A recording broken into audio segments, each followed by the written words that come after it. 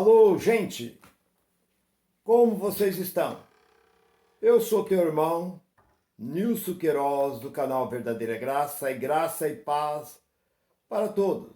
Quero te agradecer, você que tem me assistido, tem me acompanhado, por decorrer desses 3 anos que eu estou aí. Eu te dei o meu testemunho em 2020, como ex-pastor, num canal de um irmão Geraldo. Depois, outra vez, tornei a gravar outro testemunho. Eu dei o segundo testemunho para o nosso irmão Geraldo e tive ali milhares e milhares de visualização. E eu falei que eu ia trazer ou colocar um canal para pregar o Evangelho da Graça. E a mensagem que eu tenho nesse momento é essa: o conselho de um ex-pastor e teólogo, continuação número 2. O que eu quero te aconselhar a você, pela experiência que eu tenho, eu não falo porque eu vi, porque li, eu falo porque eu vivi. Quando eu vim pela primeira vez, eu entrei dentro de um lugar chamado Igreja Pentecostal Alma para Cristo. Eu falo o título, porque hoje não existe mais esse ministério. Esse ministério começou em 72. Hoje acabou, já se foi. Mas quando eu vim pela primeira vez, eu entrei ali, eu vi coisas que eu fiquei um pouco chocado. O que eu encontrei dentro do espiritismo, que minha mãe me levava ainda pequeno. O que eles ensinavam no espiritismo, o que eles faziam no espiritismo, eu vi ali dentro. E eu fiquei um pouco chocado. Benzendo água, benzendo fotografia, benzendo carteira profissional, benzendo ali peça de roupa, benzendo ali flor, benzendo pedra, benzendo tudo quanto é coisa lá, os missionários lá. Aquele tempo o título era missionário. Aquele tempo eram os missionários. Eu saí dali um pouco meio chocado. Não, mas é a fé, irmão. É fé.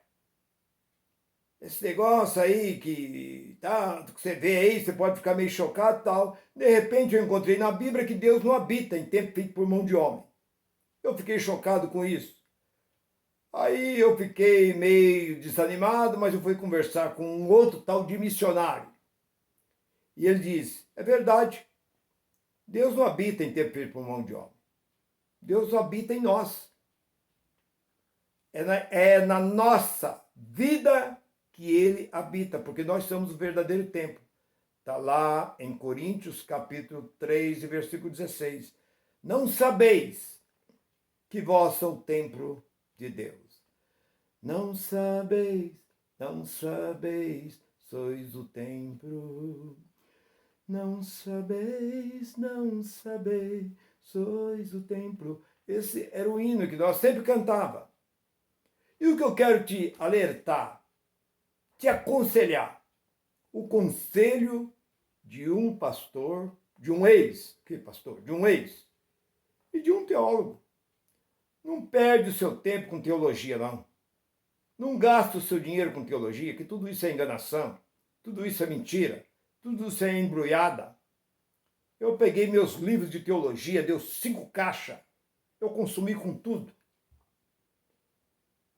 Porque tudo isso é enganação, é mentira. Onde começou a teologia? Isso lá na antiga Grécia. Filosofia e teologia, farinha do mesmo saco, é tudo mentira, tudo enganação. Aí, porque uma certa vez veio um teólogo de Nova York. Vai vir aqui, porque esse homem, por quê?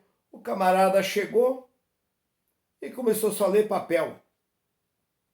Trouxe um monte de papel, abriu uma pasta lá, tirou um monte de papel, ficou lendo papel. Ler papel por ler papel, podia ter chamado uma pessoa da plateia lá para ler papel. Então não perde o seu tempo. Você que é da Assembleia, você que é de qualquer outra denominação, não perca o seu tempo, que isso tudo é mentira. Os maiores mentirosos são os teólogos. Eles são os maiores mentirosos. E a prova está na Bíblia. E eu falo e provo. A Bíblia diz, no capítulo 17, 5 de Jeremias: maldito é o homem que confia no homem. Mas que homem? Nele mesmo.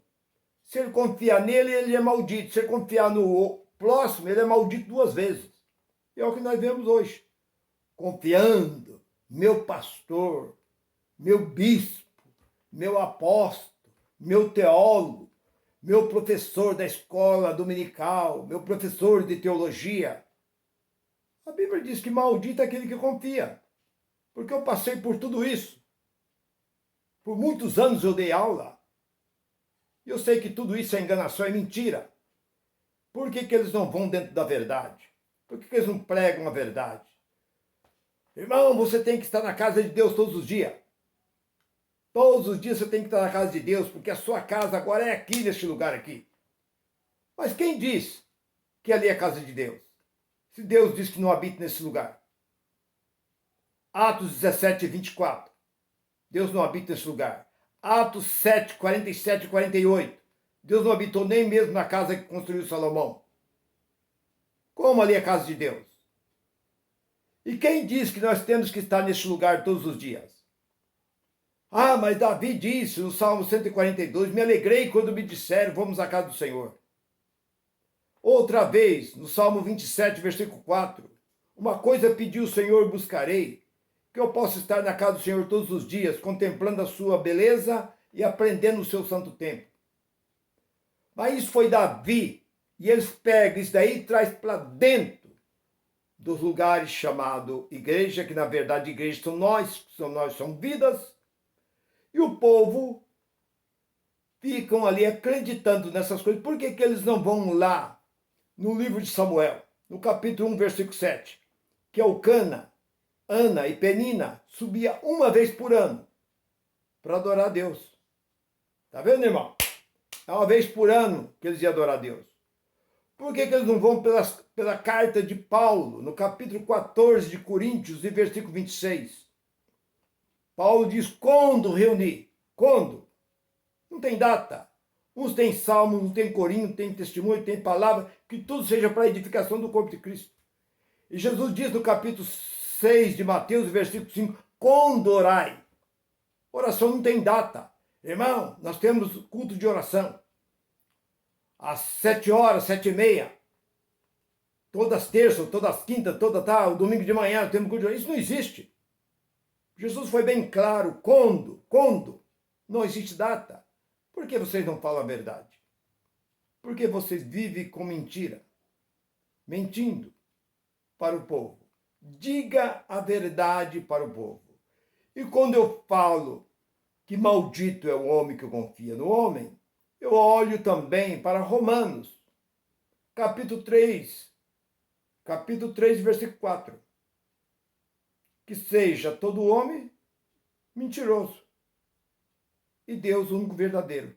Não, irmão, mas ali é o ímpio, é aquele que não é crente, é aquele que fica no bar bebendo, aquelas pessoas que são, muitas vezes, aí que não está nem aí com a igreja, que não preocupa com Deus. Esse sim, a Bíblia diz, todo homem é mentiroso. Ah, mas se você olhar para a Bíblia, você vê vários exemplos na Bíblia que fala de mentira. Quem foi Pedro? Não era aquele que mais destacou dentro dos 12? E foi o maior mentiroso. Nem sei quem que é esse. Não, você é um deles. Não. Eu não. Eu nem conheço, nem sei quem é este homem. E o galo canta. Abraão. Ah, mas Abraão mentiu. Nós podemos ver lá no capítulo 20 de Êxodo, versículo 5. Por que que Abraão fez aquilo? Até eu fazia. Ué, livrando a pele dele, ué. Quando o rei viu aquela mulher, Sara, se interessou por Sara. Quem é aquela mulher? Ó, nós vamos entrar lá no Egito e você é muito formosa. Se o rei se interessar por você, você fala que nós somos irmãos. E ele estava errado em dizer isso? Porque na verdade eles eram irmãos. Eles eram irmãos, nós podemos ver essa confirmação lá no versículo 12, versículo 14, nós vemos ali que ele diz assim, na verdade, Sara é minha irmã, filha do meu pai. Então ali houve mentira? Não, não houve mentira. Mas quantas mentiras nós encontramos dentro da Bíblia? Se eu for falar aqui de mentira da Raabe lá, que diz, não, eles já foram, e eles estavam escondidos. E Deus abençoou Raabe, que da linhagem de Raabe veio o Senhor Jesus Cristo.